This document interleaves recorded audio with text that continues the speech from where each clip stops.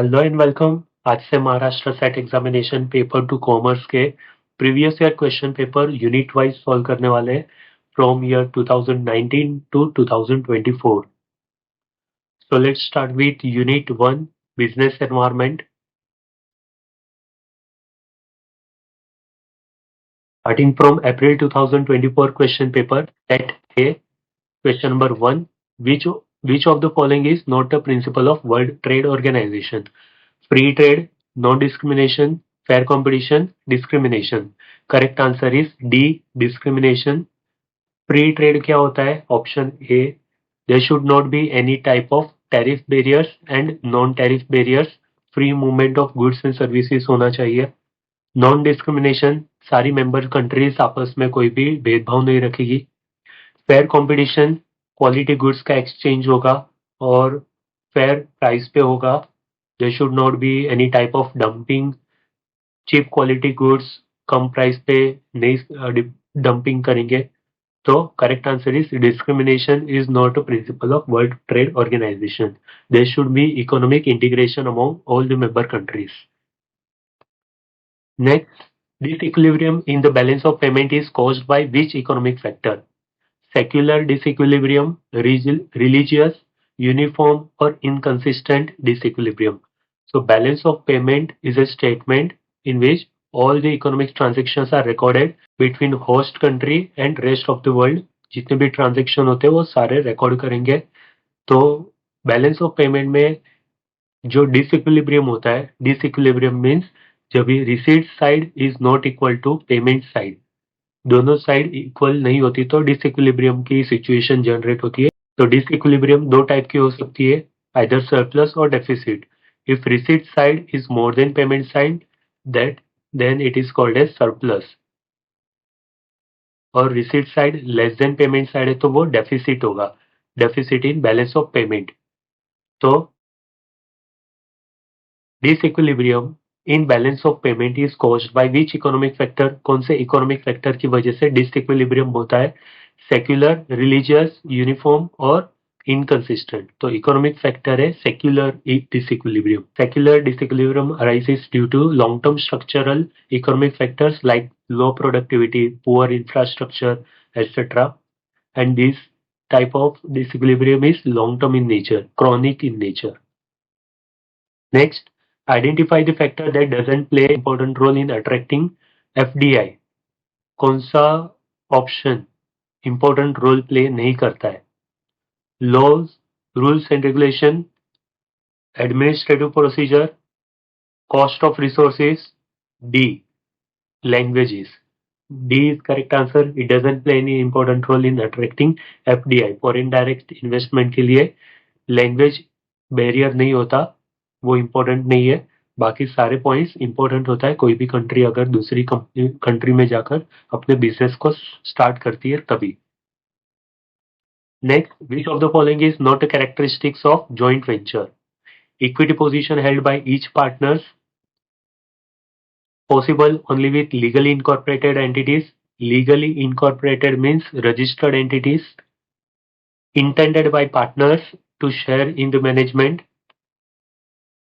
On D, one of the partner acquires complete stock of the other. So correct answer is option D. It is not a characteristic of joint venture. Joint venture क्या होता है? जब more than two companies, two or more than two companies comes together and starts temporary business. वो दोनों company same line से भी belong कर सकती है या फिर डिफरेंट लाइन से भी हो सकती है. पर एक ही पार्टनर कंप्लीट स्टॉक एक्वायर करेगा तो वो एक्विजिशन होगा. जॉइंट वेंचर में दोनों साथ में मिलकर काम करती है. तो कंप्लीट स्टॉक एक ही पार्टनर एक्वायर करेगा, परचेज करेगा, is not a characteristic. So correct answer is option D. Next, who proposed the theory of competitive advantage? David Ricardo, Bruce Kogut, Michael Gannon or Adam Smith? So correct answer is A, David Ricardo. He has provided competitive cost advantage theory in the year 1817. B and C has not given any type of theory. Adam Smith ने 1776 में absolute advantage cost theory provide की थी? तो correct answer is option A, comparative cost advantage theory is provided by David Ricardo. Next, which of the following is not a level of regional economic integration? Regional economic integration क्या होता है? जब different countries साथ में मिलकर आपस में trade करने के लिए कुछ पॉलिसीज बनाती है, तो that is regional economic integration. Which of the following is not the level of regional economic integration? Custom union, common market, economic union, national union. Correct answer is D. National union is not a regional economic union integration. So what is A? Custom union. Custom union क्या होता है? जहां पर free flow of goods and services होता है, free movement होता है. Free movement means there will be no tariff and non tariff barriers. और साथ में बाकी जितनी भी कंट्रीज है, मेंबर कंट्रीज, आपस में free of cost free movement करेगी, no without any trade tariff and non tariff barriers.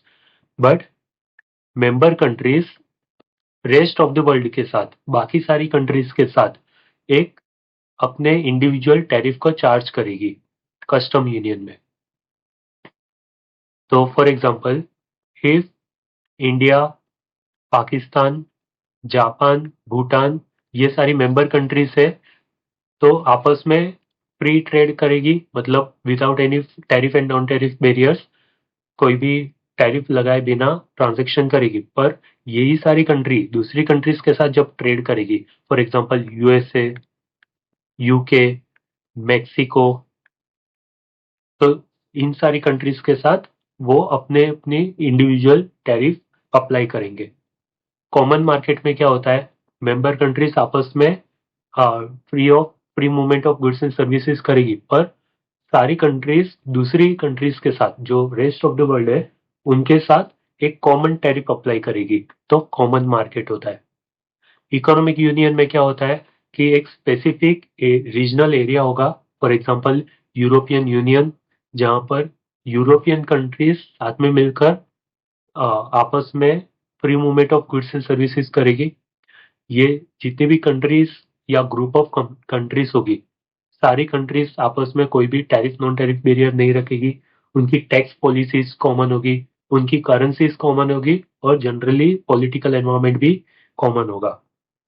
So national union is not a part of, not a level of regional economic integration. National union type कोई भी regional integration नहीं होता. ये represent करता है individual country का political environment. Next, which of the following is not the goal of CSR? Ensure environmental sustainability. It is the goal of CSR. Promote empowerment of women and depressed classes. ये भी CSR का goal होता है. Develop awareness about issues of social concern, ये भी goal है. और to acquire tax benefit and tax concession from government. So this is correct answer. D is not a goal of CSR. Main objective नहीं होता. ये one of the objective हो सकता है, पर वो सेकेंडरी ऑब्जेक्टिव होगा. प्राइमरी ऑब्जेक्टिव क्या होगा? To develop social and community development. Society का और कम्युनिटी का डेवलपमेंट के ऊपर फोकस करती है सीएसआर. तो टैक्स बेनिफिट गेन करना ये मेन ऑब्जेक्टिव नहीं है, इसलिए most appropriate answer is option D. Next question, which of the following is not the mode of entry into international business? Direct exporting, indirect exporting, inter corporate transfer और personalized sales contract. So D is correct option. Mode of entry into international business मतलब अगर हमारी country के किसी भी company को दूसरी country में बिजनेस स्टार्ट करना है, या फिर दूसरी कंट्री के कंपनी के साथ मिलकर बिजनेस स्टार्ट करना है, तो कौन से मोड्स है जिसके थ्रू वो एंटर कर सकता है इकोनॉमी दूसरे मार्केट में? तो फर्स्ट है एक्सपोर्टिंग. एक्सपोर्ट कर सकता है प्रोडक्ट को. एक्सपोर्ट दो टाइप के हो सकते हैं, डायरेक्ट एक्सपोर्ट, इनडायरेक्ट एक्सपोर्ट. वो बिजनेसमैन खुद अपने प्रोडक्ट को कस्टमर्स तक पहुंचा सकता है दूसरी कंट्री के. इनडायरेक्ट एक्सपोर्टिंग में बिजनेसमैन एक एजेंट को हायर करेगा जो फॉरेन कंट्री के कस्टमर को गुड्स डिलीवर कर सकता है। फिर joint venture, merger and acquisition, licensing and franchising, ये सारे ऑप्शंस है जिसके through mode of entry into international business कर सकते हैं। Next, which of the following entry strategy is adopted by McDonald's in international market? Licensing, strategic alliance, franchising और acquisition? McDonald ने कौन सी स्ट्रेटेजी यूज की इंटरनेशनल मार्केट में अपने प्रोडक्ट को एंटर करने के लिए? तो correct answer is franchising. McDonald and Domino's दोनों ने अपने इंटरनेशनल मार्केट में प्रोडक्ट लॉन्च करने के लिए फ्रेंचाइजिंग स्ट्रेटेजी यूज की है। There are two parties in franchising, franchiser and franchisee. Difference क्या होगा बाकी सब में? फ्रेंचाइजिंग में जो प्रोडक्शन टेक्निक है वो भी कॉमन होगी हर जगह पे। तो फ्रेंचाइजिंग में हर एक कंट्री के जो भी आउटलेट्स होते हैं उनके एम्प्लॉइज को ट्रेनिंग एंड डेवलपमेंट प्रोवाइड किया जाता है, प्लस प्रोडक्शन टेक्नोलॉजी भी प्रोवाइड की जाती है। तो मशीन्स जो भी होंगे वो भी फ्रेंचाइजर प्रोवाइड करेगा। दो पार्टीज, फ्रेंचाइजर फ्रेंचाइजी। लाइसेंसिंग में लाइसेंसर लाइसेंसी, और लाइसेंस प्रोवाइड करती है जनरली कॉपीराइट्स या ट्रेडमार्क, ये सारे प्रोडक्ट, ये सारी चीजों के लिए। Strategic alliance is a type of merger and acquisition और joint venture. Acquisition is separately a type जहां पर एक कंट्री की कंपनी दूसरी कंट्री की कंपनी को परचेज कर सकती है। Which of the following type of FDI includes creation of new assets and production facility in the host country? Strategic alliance, merger and acquisition, brownfield investment और greenfield investment? Correct answer is option D, greenfield investment, जहां पर creation of new assets होता है और production facility का creation होता है। ये याद रखना, creation of new assets greenfield investment में कवर होता है। तो अप्रैल 2024 के यूनिट 1 का फर्स्ट 10 क्वेश्चन कंप्लीट हो गया। अब स्टार्ट करेंगे 2023 के यूनिट 1 के question. Question number 1 to 4 and business environment से नहीं थे, तो स्टार्ट करते हैं क्वेश्चन नंबर 5 से। Match the column group A group B. Group A में थियरीज दिए, ग्रुप बी में ऑथर्स दिए। First, mercantilism. Mercantilism theory says that any country to become wealthy country, it should accumulate gold, export more and import less. तो अगर export ज्यादा होगा और import कम होगा तो बैलेंस ऑफ पेमेंट फेवरेबल होगा। फेवरेबल मतलब पॉजिटिव होगा। Receipt side more than payment side होगा। तो correct answer is option 4, maintaining favourable balance of payment. Mercantilism, maintaining favourable balance of payment. Next, theory of absolute cost advantage. Adam Smith ने absolute cost advantage theory provide की थी in the year 1776। Comparative cost advantage theory by David Ricardo, point number 2, in the year 1817. Factor endowment theory is provided by Heckscher in the year 1919, and that theory was further extended in the year 1933. So 4, 3, 2, 1. Option D is correct answer. Next,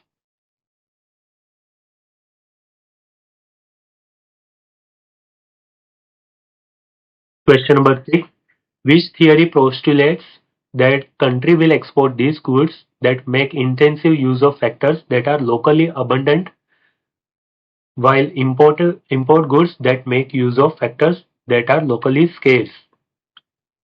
product life cycle theory, Heckscher Ohlin theory, comparative cost advantage और absolute cost advantage theory.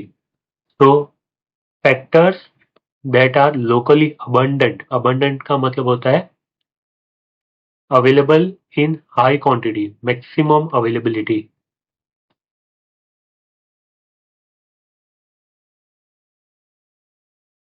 And scarce का meaning होता है limited, limited resource. तो कौन सी theory provide करती है कि country को, हर कंट्री को अपने कंट्री के जो रिसोर्सेस है जो अबंडेंट रिसोर्स है, अवेलेबल रिसोर्सेस है, उसका फुल यूज करो, और जो लोकली स्केर्स रिसोर्सेस है, जो लिमिटेड रिसोर्सेस है, उसको इंपोर्ट करो। तो ये थियरी है फैक्टर एंडोमेंट थियरी, और factor endowment theory is also called as Heckscher Ohlin theory. So HO theory, B option is correct answer. Next, which of the following is not a type of balance of payment disequilibrium? Cyclical, secular, structural, or demographic disequilibrium? Cyclical disequilibrium arises due to fluctuation in market. Economy में जो fluctuation होता है, boom period, recession period, ये cyclical disequilibrium होते हैं. Secular disequilibrium is a part of structural disequilibrium. सब type of structural disequilibrium होता है जिसमें long term structural economic factors की वजह से ये डिसइक्विलिब्रियम आता है, जैसे कि पुअर इंफ्रास्ट्रक्चर. तो demographic disequilibrium is correct answer. Demographic disequilibrium का मीनिंग होता है nature and size of population. तो बैलेंस ऑफ पेमेंट डिसइक्विलिब्रियम का पॉपुलेशन या के नेचर साइज से कोई लेना देना नहीं होता. Next, which of the following country was not a member of SAARC when it was established in 1985? South Asian Association for Regional Cooperation was established in the year 1985 in Dhaka, Bangladesh, and headquarter is in Kathmandu, Nepal. तो founding member countries कौन सी है? India, Pakistan, Sri Lanka, Nepal, Bhutan, Bangladesh and Maldives. Afghanistan join की 2007-8 में. तो correct answer is option D. Which of the following is not the function of International Monetary Fund? IMF provides technical advice, correct. IMF provides short-term financial assistance, correct. It functions as a reservoir of currency of member countries and enables the member country to borrow other countries, correct. To promote private foreign investment by means of guarantees on participation in loans and other investment made by private investors. So option D is correct answer. It is not a function of IMF. ये function है मीगा का, multilateral investment guarantee agency. ये world bank का एक part है, world bank group का एक part है. तो मीगा क्या करती है? प्राइवेट इन्वेस्टमेंट को प्रमोट करती है. Next, which one of the following is not a form of non tariff barriers? तो ट्रेड बैरियर्स दो टाइप में क्लासिफाई होते हैं. ट्रेड बैरियर्स को टैरिफ बैरियर्स और नॉन टैरिफ बैरियर्स में क्लासिफाई करते हैं. Specified tariff, ad valorem tariff, composite duty और mixed tariff. Non tariff barriers में क्या क्या आता है? Quota, licensing, VER. तो bargaining is not a type of non tariff barriers. Correct answer is option C. तो 2023 का क्वेश्चन पेपर अभी सॉल्व किया. 2022 टेट एग्जामिनेशन कैंसिल की थी, तो 2021 का स्टार्ट करेंगे. First question, a feeling of confusion, insecurity and anxiety caused by strangeness of new environment is termed as cultural lag, cultural conformity, cultural transmission और cultural shock. Correct answer is option D, cultural shock. Cultural shock क्यों होता है? क्योंकि कभी भी कोई भी person new environment से सडनली एक्सपोज होता है, तो उनको वो नए एनवायरनमेंट में ढलने के लिए टाइम लगता है. तो क्या क्या फीलिंग्स होती है उस टाइम पे? Confusion, insecurity and anxiety. तो ये होता है cultural shock. Question number 2, the theory of absolute cost advantage was given by Paul Krugman, Adam Smith, Eli Heckscher, David Ricardo. Paul Krugman ने न्यू ट्रेड थियरी दी थी, Adam Smith ने absolute cost advantage theory दी थी. Correct answer is option B. Eli Heckscher ने factor endowment theory और David Ricardo ने comparative cost advantage theory provide की थी. Question number 3, India's foreign trade policy is also called as exit, FDI, EXIM और monetary policy. Foreign trade policy is also called as export-import policy. C option is correct answer. Question number 4. Firms that operate internationally are able to A. Earn a greater return from their skill and core competencies. Correct. Realize location economies where they can be performed more efficiently. Correct. More efficiently means come cost of production और ज्यादा unit of production हो सके efficient होता है. Next, realize experience curve economies which reduces cost of production. Correct. And D, all of the above. So all of the above are correct. Next, question number 5. Which of the following is not the component of balance of payment? Current account, capital account, social account और official settlement account. तो balance of payment तीन account consist करता है. Current account, capital account and official reserve account. Social account is correct answer. C point. It is not a component of balance of payment. Current account का जो भी deficit होगा वो capital account के surplus के साथ सेट ऑफ हो जाएगा और ओवरऑल बैलेंस ऑफ पेमेंट का जो डेफिसिट होता है वो कंट्री के जो सेंट्रल बैंक होते हैं उनकी फॉरेन एक्सचेंज रिजर्व अकाउंट होता है जिसके साथ वो सेटलमेंट होता है. इसलिए बैलेंस ऑफ पेमेंट टैली होता है अकाउंटिंग सेंस में but not in economic sense. तो वो ऑफिशियल सेटलमेंट अकाउंट होता है जिसके थ्रू डेफिसिट को सेट ऑफ करते हैं. Next, which one of the following is not the member of NAFTA? North American free trade agreement में तीन कंट्रीज से फाउंडिंग मेंबर्स कनाडा, मेक्सिको और USA. Japan is not a member of NAFTA. NAFTA 2020 में उसका नाम change करके USMCA कर दिया है, United state Mexico Canada association या agreement.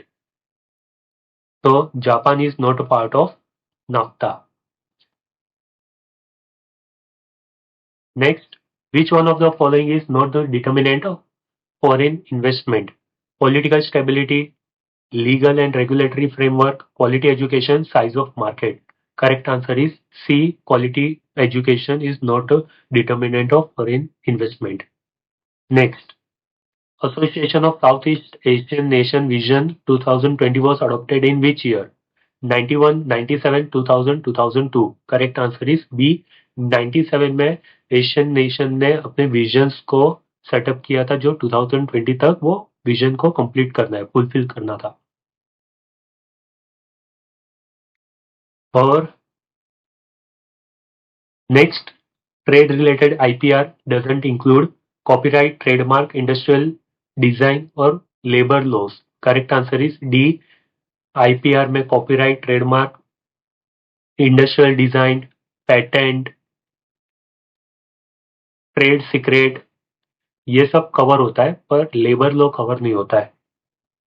Next, who is the director general of world trade organisation? Gita, Roberto, Uno और Christine.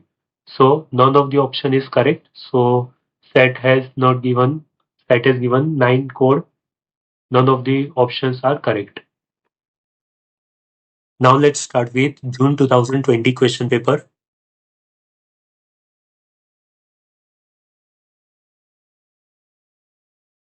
First question, a systematic assessment of an activity on some meaningful definable domain of companies' activities that have social impact is environmental audit, green audit, social audit and public audit. Correct answer is C. social audit. Question में already दिया हुआ था. Simple. Next, which one of the following is not the argument in favor of free trade? Argument in favor मतलब advantages and not an argument in favor मतलब disadvantages. Disadvantages और argument against free trade. इसका मतलब क्या होता है कि दो कंट्रीज के बीच में free movement of goods and services होना चाहिए कि नहीं. तो कुछ आर्ग्यूमेंट फेवर में थे, कुछ आर्ग्यूमेंट अगेंस्ट थे. तो कौन से आर्ग्यूमेंट फेवर में थे और अगेंस्ट थे हमें आइडेंटिफाई करना है. Not an argument in favour मतलब हमें डिसएडवांटेज को आइडेंटिफाई करना है. Economic utilisation of world productive resources ये एडवांटेज है. Division of labour on international scale ये भी एडवांटेज है. ब्रेक्स डोमेस्टिक मोनोपोली ये भी एडवांटेज है. और conservation of foreign exchange of country. तो कंजर्वेशन का मीनिंग होता है अपने पास रखना, कंजर्व करके रखना। तो डी इज डिसएडवांटेज और D is not the argument in favour of free trade. Free trade encourage करता है फॉरेन करेंसी आउटफ्लो को, फॉरेन एक्सचेंज आउटफ्लो को एंकरेज करता है, पर conservation of foreign exchange of country is a advantage or argument in favor of trade product protection।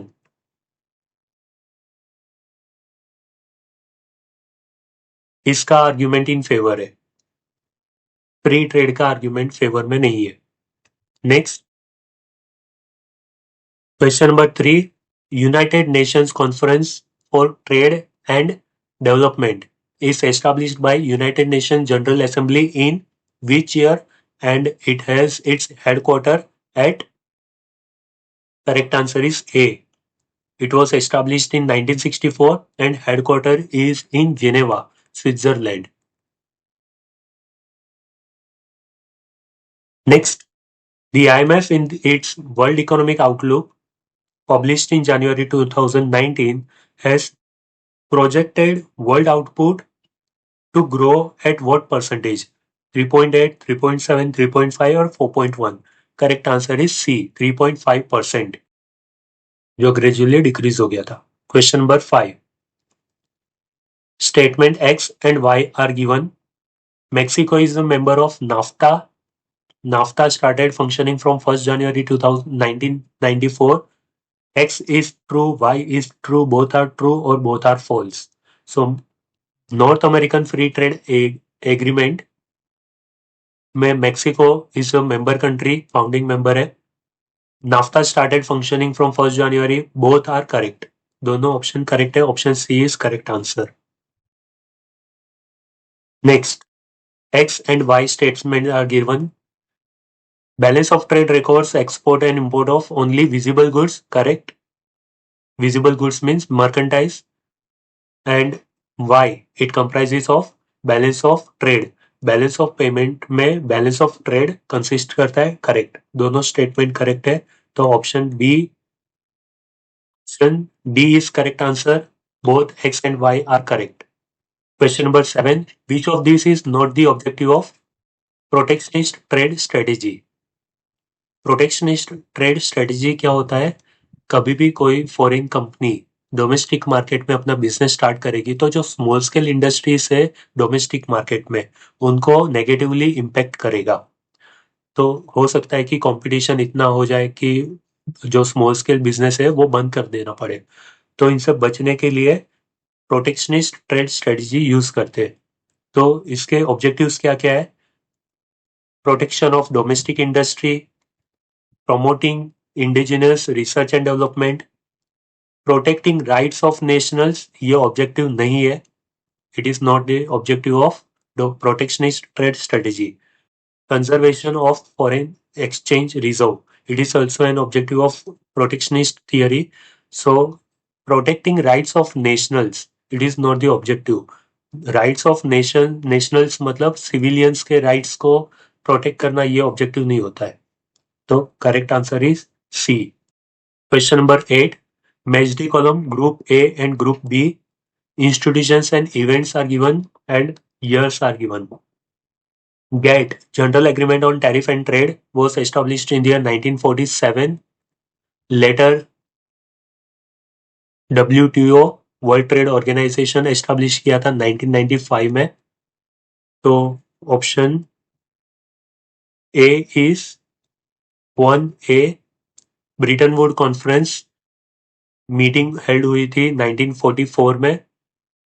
तो correct answer is C, international monetary fund establish किया था 1945 में along with world bank which is established in the year 1944। दोनों को twin institution बोलते हैं। तो Britain wood conference में ही ये IMF का इंट्रोडक्शन हुआ था। तो D is correct answer. European community was established in the year 1957। तो option B is correct answer, ACDB, option A is correct answer. Question number 9, which of the following is not the method under FDI? Foreign direct investment क्या होता है? Foreign company domestic market में आकर अपना business start करती है। तो कौन से मेथड्स नहीं है? Wholly own subsidiary, joint venture, GDR और acquisition. Correct answer is C, GDR is not the method under FDI। ये है फॉरेन पोर्टफोलियो इन्वेस्टमेंट का पार्ट। ये फाइनेंशियल इंस्ट्रूमेंट है, GDR, ADR, जो फॉरेन पोर्टफोलियो इन्वेस्टमेंट में कवर होता है, FDI में कवर नहीं होता है। तो FDI में क्या क्या कवर होगा? Holi own subsidiary, joint venture, merger and acquisition, greenfield investment, brownfield investment, etc. Question number 10. As per recent FDI policy, 100% investment through automatic route is not allowed in which of the following? So actually recent FDI policy ये question paper 2020 का है। तो उस time पे जो FDI policy थी वो अलग थी, तो अभी वो एप्लीकेबल नहीं है, तो ये क्वेश्चन रेलेवेंट नहीं है आज। तो हमने 2020 का क्वेश्चन पेपर कंप्लीट किया। Let's start with 2019 last question paper. First question, dash is a mechanism to reduce price risk inherent in open position. Price risk क्या होता है? मार्केट प्राइस फ्लक्चुएट होने की वजह से जो लॉस होने के चांसेस होते हैं वो प्राइस रिस्क होता है। ओपन पोजीशन क्या होता है? जब कोई भी स्टॉक मार्केट में स्टॉक परचेज करने के बाद सेल करना बाकी है तो वो ओपन पोजीशन है। जब तक वो सेल नहीं करते, इसका मतलब जब तक हम स्क्वायर ऑफ नहीं करते तब तक वो पोजीशन ओपन रहेगी। सब सिर्फ हमने बाय करके रखा है, सेल करना बाकी है, वो ओपन पोजीशन होता है। तो व्हाट इज अ मैकेनिज्म? कौन सी टेक्निक है जो प्राइस रिस्क को रिड्यूस करता है ओपन पोजीशन में? Swap, hedging, customized contract and squaring off. Correct answer is option B, hedging. Hedging का मीनिंग क्या होता है? अगर ओपन पोजीशन है स्टॉक मार्केट में, स्टॉक परचेस करके रखा है और प्राइस नीचे गिरने की वजह से हमें लॉस हो सकता है, तो ऑपोजिट पोजीशन ले सकते हैं हम फ्यूचर मार्केट में, फ्यूचर एंड ऑप्शन कॉन्ट्रैक्ट में, जिसकी वजह से स्टॉक में जो लॉस होने वाला है वो हेजिंग पोजीशन के प्रॉफिट में से स्क्वायर ऑफ हो जाएगा, तो सेट ऑफ हो जाएगा। इसलिए hedging is correct answer. Swap क्या होता है? It is an agreement between two parties to exchange money and reduce interest rate risk. Customized contract क्या होता है? It is a forward contract जो जिसमें दो पार्टीज के बीच में आपस में टर्म्स एंड कंडीशन एग्री करके क्या क्वांटिटी, क्या रेट, कौन से ग्रेड का कमोडिटी परचेज सेल करना है उसके बारे में कस्टमाइज कर सकते हैं कॉन्ट्रैक्ट को। और स्क्वेयरिंग ऑफ मतलब परचेज किया है, सेल करना बाकी है, जब सेल कर देंगे तो वो कॉन्ट्रैक्ट स्क्वायर ऑफ हो जाएगा। सो correct answer is hedging. It is a risk management technique by taking opposite position in future and forward market. Next, the theory of mercantilism is based on gold, dollar, use of money or exchange of goods for goods. Correct answer is A. Mercantilism theory क्या बोलती है कि किसी भी country को to become wealthy country it should accumulate gold, export more and import less. So correct answer is A, gold. Next, which one of the following is not the demerits of multinational corporations? Not a demerits मतलब disadvantage नहीं है।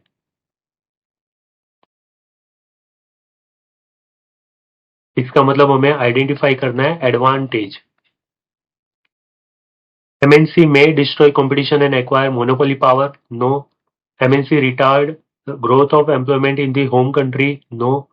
MNC provide means of integrating national economy. Correct. It is an advantage. National economy को integrate करने का काम करता है multinational corporation की वजह से, is correct answer. Through transfer pricing MNC avoid taxes in home country, ये भी करेक्ट आंसर नहीं है, तो correct answer is C, it is an advantage.